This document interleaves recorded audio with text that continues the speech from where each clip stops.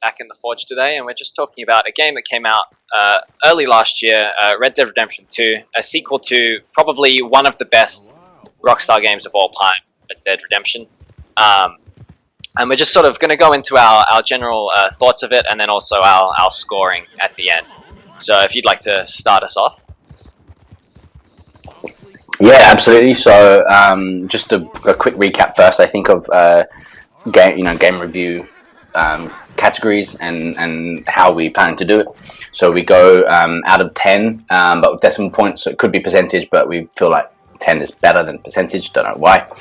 Graphics, gameplay, story, the world / atmosphere, the soundtrack, the overall immersion, the wow factor, which I'll explain in a second, and then if it met expectations, which I'll also explain in a second, then contribute essentially to creating an average for what the overall score will be out of 10. Essentially, overall, a wow factor means, how much it is, a kind of intangible quality when you're playing it. What kind of, I know immersion is there, an atmosphere and all that, but what kind of feeling do you get? Like, does it blow you up? Does it blow you off your feet? Is really where it is. And then met expectations is, it's going to be a hard one for a game like Rockstar, to actually score well in, because for us, a 5 is met expectations dead on. So anything above a 5 is exceeding expectations, and anything below a 5 is not hitting expectations. And so this is really a way to kind of claw back, if you like, some of that average. So don't be surprised if you see that on a few of the games that we review, a few of the TV shows that we review, where that might be a lot lower than you were thinking. The 5 in this case is actually it met expectations. It's a good score. So that's out of the way. Let's talk about the first category, which is graphics. Yep. So of course, I think Rockstar always do really, really well with the graphics categories. I think it's really hard to not look at a Rockstar game and think, yep, they've definitely sort of at the peak of what each console or each generation can sort of perform at. We obviously had GTA 5 with just a massive map, but still had pretty fantastic graphics, especially after porting it to the PS4 and the Xbox One. And with Red Dead Redemption 2, they really have. We've sort of combined our score this time, which we've done for all of them, just to cut back a bit of time. And on this one, I think we've both agreed that it's a 9.5, nearly perfect in graphics. Not much to say on it other than there's not an awful lot that I can pull it back on graphics. I think it's very, very solid right from the first the first few, I guess, missions, going up the mountain with all the snow and everything, and leaving the trail. It looks pretty fantastic. There's not an awful lot of things I can really pull it back on. Yeah, I mean, you've even got pretty in-depth like water reflections and lighting and all the animals and grasses and whatnot in the wilderness. You'd think with such a big map there'd be parts where they took shortcuts, but it's not really the case. I think the game really shines in terms of graphics. I didn't see many glitches either. Not like the classic Skyrim memes glitches. There weren't many in Red Dead. I'm sure there were, but not many. And that's I haven't seen it on my playthrough. So, and I think a 9.5 is pretty fair. Not absolutely perfect, but not far off. Yeah, I think I agree. So onwards to the second category. So, for this one, what were you going for? Yeah, I was going to also bring us on to the gameplay as the next category. Okay. Gameplay obviously being, how does it play? What are the controls like? What is the motion of your character and some of the movements and everything else? How does it basically play? I think most gamers know what gameplay means, but just for those of you that don't, there's a quick rundown of what we think it means. Yep, so I think for gameplay, we've given it a pretty high score, but just to sort of talk about something on this point quickly, it's got the classic Rockstar problem. There's a lot of YouTube videos on it at this point already, but it has the classic Rockstar issue of it gives you a really fantastic sort of sandbox to play around in, but when it comes to the actual missions, you're very limited in the way you can actually do them. It'll tell you to park a carriage in a specific spot, and you can't just hide it somewhere else. It has to be in the exact little circle that they've told you to do it in. And obviously, Rockstar have had that problem for a long time, so we're not going to let that detract from our gameplay score, because when it actually does come to playing the game, it does feel fantastic. And you know, when you're in the sandbox, not doing a mission, you can do pretty much whatever you want, just like you'd expect from a Red Dead or GTA game. But you know, just getting that out there immediately, because I'm sure a lot of people know that that is a problem with Rockstar Games at the moment. Yeah, this is definitely become, I think, something that's becoming a bit more, I guess, going through people's understanding of the games rather than just blindly going Rockstar's amazing, amazing, amazing. I think where it really rears its ugly head for me was also in like firefights, where you might be in like a thicket of trees, and you know I would try and say go not a long way around, like to go too far out of the mission area, but just slightly out to like flank and come around the back, and I'd often get a mission failed because you know basically I've got a bit too far away, and it has at times got frustrating because it's like, well, have I just outthought the game then? But you know, it doesn't detract enough to give it a low score, and we're giving it, I think, still a very high 8.2. Where I think it's the gameplay in general is obviously pretty amazing, as we'd expect, and it is pretty open as open goes as well. But you know, just with a few drawbacks. So it's not a perfect 10. It's an 8.2. Yep, and again, I think we can't really let the point that we made sort of detract from the score, because I think it would be unfair to the fact that the gameplay is there.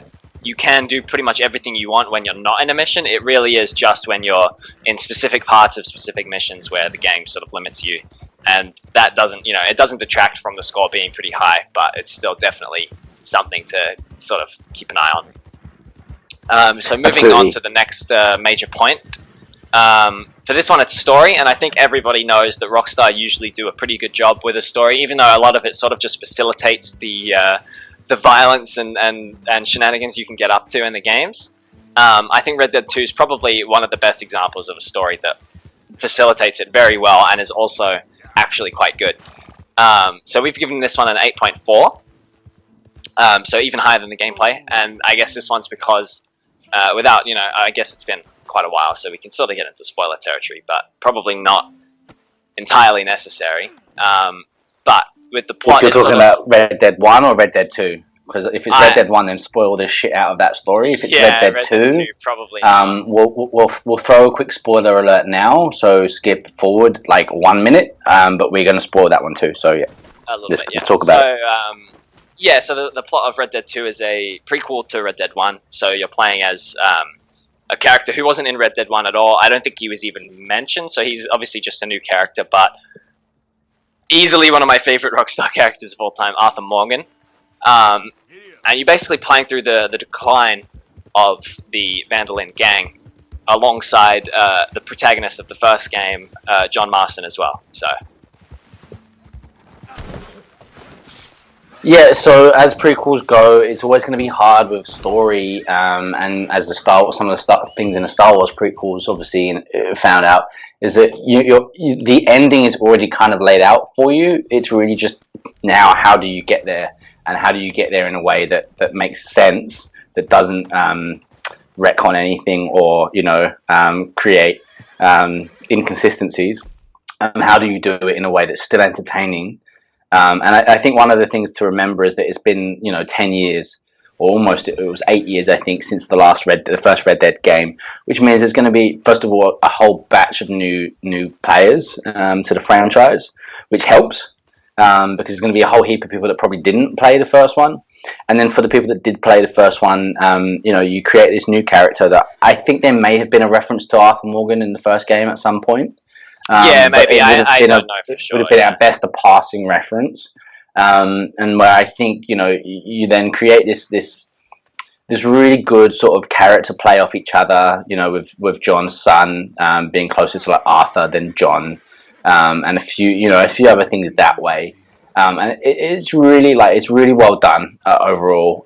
It can't get a 10 just because, again, if you know the first game, there's a lot of things that you're going to predict, which again is part of it. But and again, Rockstar games will never get a 10 because, again, a lot of it is to facilitate the almost mindless violence, and which we don't have a problem with playing in a game. But if you then take it as a story, obviously there are going to be things where you think, okay, well, this part is obviously is just added in there for the sake of it. So 8.4 I think is a damn good score, and it's as high, like it's up there as some of the highest you'll get out of games, in my opinion.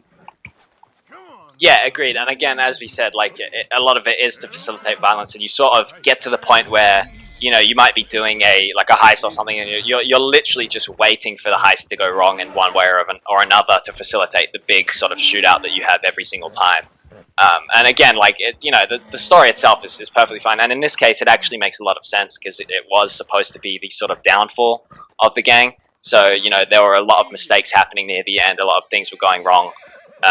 And sort of like the noose was tightening in a way. So it does sort of make sense in the game sort of story world anyways, but again, you know that a lot of it is just written that way to sort of push you towards a big gunfight where you can kill a lot of people and have fun. Absolutely. Alright, so in terms of world slash atmosphere, which is our next category, what this essentially to me is what kind of a world have they created in the game. It's not quite how immersed are you in it, but it is to what extent do you feel like this is a real world, so there is a bit of crossover with immersion there, and then atmosphere is like the general feeling, I guess, within that, and I guess the way to put this, for me, for example, is, and to look at a couple of other games and a couple of other franchises, is like, for example, Fable: The Lost Chapters is not as big a world as, say, Elder Scrolls Oblivion, but I think the world, the kind of atmosphere is better. But the world is not, but the atmosphere is, if that makes sense, on that game. So the question for Red Dead Redemption is, what kind of world have they created? Do you feel like it's a real world? And is it alive, essentially? And for me, I think an 8 is a fair thing here as well. Like, on the whole, it feels like it's its own world, and it is alive, and they interact with each other, and the people are slightly different in certain parts of it as well, depending on where you go. And so, from that aspect, and there's atmosphere. You go to any of the inns or the saloons, and you've got poker upstairs or whatever. So yeah, I think an 8 is a pretty high score here. Yeah, I think a small point on the world and atmosphere is just that if you're playing this single player as Arthur, or as Arthur during the beginning of the game, you can interact with NPCs in a way that you haven't really been able to do in previous Rockstar titles. It's not... I think a lot of people kind of blew this out of proportion when they first saw it. They thought it was a really, really big thing, and it's kind of not. You can sort of highlight like an NPC and like antagonize or greet them, or if it's like a quest giver, you can like start the dialogue with them, and it doesn't really mean much. In my opinion, I think a lot of people thought it was like the be-all, end-all, like most insane feature ever, and it's kind of not, because it really is just, if you keep antagonizing them, you get in a fight, and if you greet them, they're just like, oh, okay, hi, that's it, basically, nothing changes. But it does add a little bit to that world. You kind of feel like the NPCs aren't just NPCs, they're kind of around doing their own thing, and when you get into your firefights and whatnot, they are sort of in the crossfire. They're not necessarily... Like in GTA, every NPC is just sort of like a meatbag that you can blow up or kill or do whatever you want. But I think in Red Dead, this feature sort of helped to immerse you a little bit in this atmosphere and sort of feel like the world is a little bit more alive than maybe it would be in the past. So yeah, I think an 8 is a very, very fair score for Red Dead Redemption 2. I agree, and I thought it was a cool feature as well. It did sort of feel to me like a beta feature for the next GTA game. Yeah. Like that it's kind of like their first. Let's see how people react to this, and then let's build on it from there, which is fine. And again, I'm fine with that. Obviously, GTA is their big franchise. Although this game, Red Dead Redemption, I think has it passed the $1 billion mark? I think so. Yeah. It's pretty damn big in its own right, but I think it was a nice feature. It wasn't. This is the funny thing I've always found about a lot of Rockstar games. Is it's very open world, and there's a lot of things that you can do, but it's not like people think, oh, you can do everything, and it's all realistic, and it's like yes and no. Like obviously it's a game, so it can't be truly realistic, and they're going to have to be limitations as well, just because. But yeah, like they kind of pick and choose what things they want to add realism to, and this is kind of almost one of them. And it's funny, you can start to antagonize, but you can still pull it back by them like apologizing and stuff. So like it's not just a stuck thing. So yeah, I think it's a good feature, but it doesn't for me bump it up more than 8. I think 8's still where I want to go with that. Yeah, agreed. Anyways, on to the next one here. We've got the soundtrack, which I think for the most part, very, very solid. We've given this one an 8 as well, so definitely exactly like more than you'd expect for sort of like a cowboy setting. I think a lot of the tracks, especially in combat, really sort of get you amped up for the fights that you're having. Much more so than, in my opinion, I think GTA and some of the other Rockstar games in the past. Yes. And I'd probably go as far as to say that maybe Red Dead 2 has the best soundtrack of a Rockstar game so far, except for maybe some of the older GTAs like San Andreas and that. But it's definitely a very, very good step for Rockstar, because I think in GTA 5s and even 4, the soundtracks weren't insane. They were okay. I don't think they were as good as this one. I think there's little things that build into this as well, where like you might have woken up from a campsite that you've made on the way, and there's like a little sort of kind of almost like a western like a cowboy tinkle that you hear, and it's kind of like just little things like that world and atmosphere then build into overall immersion. That's why there's some of this, all of it build into each other really, but the soundtrack does build into immersion as well, and those little tinkles when you wake up from the campsite kind of makes you feel like you're a cowboy too. And that you at the other end of the controller are waking up at a campsite in a cowboy world, So I think an 8 is a very, very fair score. It wasn't, there's better soundtracks to other games out there, but one that fits this one and fits what it needs to be. I think, I want this one. I think is an 8. I think that's fair. Yep, and I think just as a specific track, if you're sort of doubting an 8 as a score, if you've beaten the game already, just re-listen to the final track of the game for the final big mission, and you'll probably come to the same conclusion just from that song alone, that 8 is at the very least a worthy score for this segment. Agreed.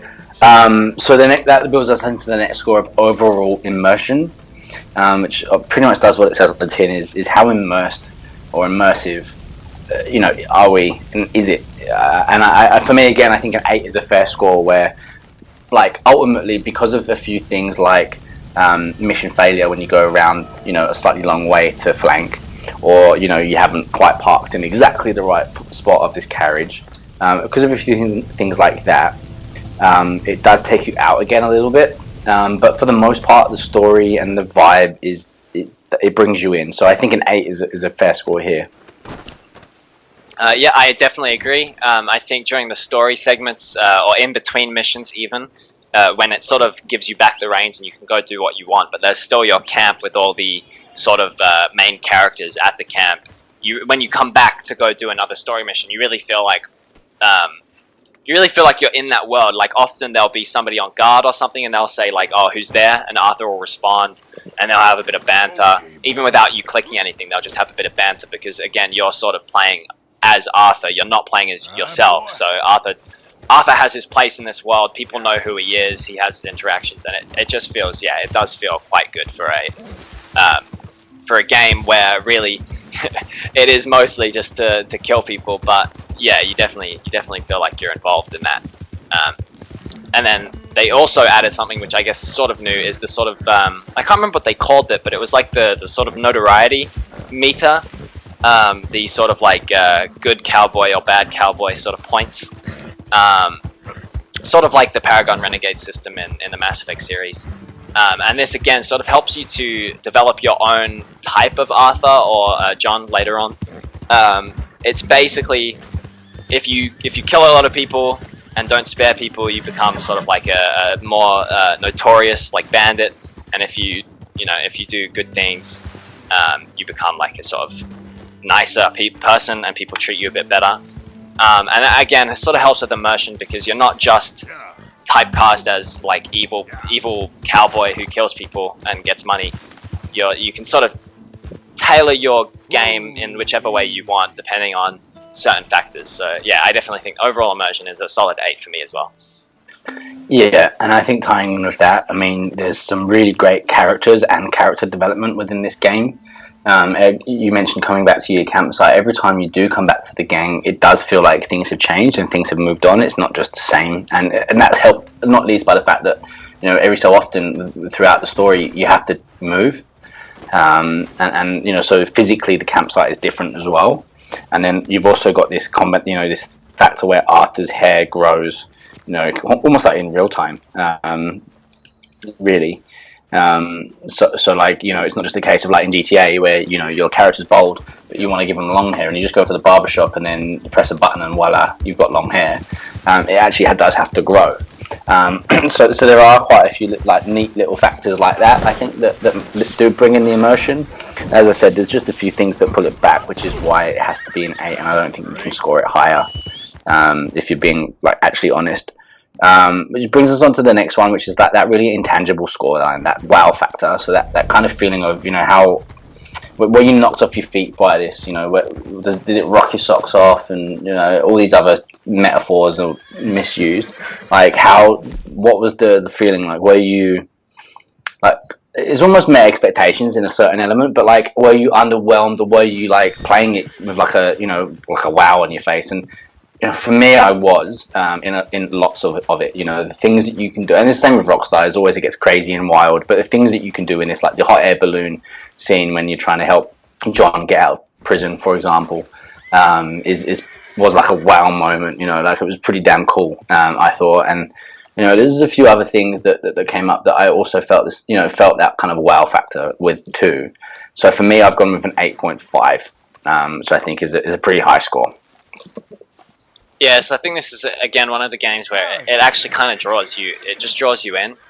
When you pick it up, you start playing, and you kind of just want to keep going, especially with the story, but also with, just doing whatever you want in this massive open world that has so many different activities to do things in. You're just constantly sort of doing something new, pretty much all the way up until the last few like chapters of the game. You're still finding new things. You're still getting introduced to new like mechanics. And yeah, again, I think this is sort of that one factor where it's definitely like more opinion based than the others, because I think we can sort of say that there's evidence that can sort of point towards why we feel the way we do about a game, but this is definitely the part where we sort of just go off of our immediate feelings. And I think an 8.5 is pretty much like almost as high as you can get on a wow factor, like just from first impressions and how you feel during the game all throughout. Yeah, and just to touch back on, really near the start when, it's all snowing and everything, even that was like a wow moment of just the way it looked and the way it felt. You actually appreciated that you were in this kind of snowstorm. And, things like that are pretty huge. So I think the wow factor for me on this one was pretty up there. It's not a 10 because going on to the final score that we're about to do, it's kind of Rockstar. So to a certain extent, I guess I expected some of this. But absolutely, I was there was points where I was just like jaw dropped, at the end of the day, a gape mouthed, basically. So yeah, I think an 8.5, and then our final category, our final point is met expectations. And again, as we explained, a 5 would be a really good score, or a very standard score. That it's met expectations. Anything above that is exceeded, and anything below that is not met. And again, for this one, I've gone for a 5. So it exactly met my expectations. We'd been waiting for this game for a long time, which didn't help Rockstar. And they did new things, but it was nothing that kind of completely blew me away in the sense of I wasn't expecting that or whatever. I was kind of expecting most of it, really. How about you? Yeah, no, I fully agree. I think that it's one of those games that when it came out, I think it was very much sort of overbloated in terms of what people were saying about it on the internet. I think a lot of people were saying this is like one of the greatest games to ever come out, like competing with God of War that year. 10 out of 10 on every category. And I don't think it is. I think you really got to sort of reel it back and look at it objectively. And yeah, it is a fantastic game, but it doesn't do anything that you wouldn't think that Rockstar was already capable of. Nothing is completely outside of Rockstar's sort of box already. It's still within their realm of possibility, and that's why it's sort of just this is what we expected, really. Yes, absolutely.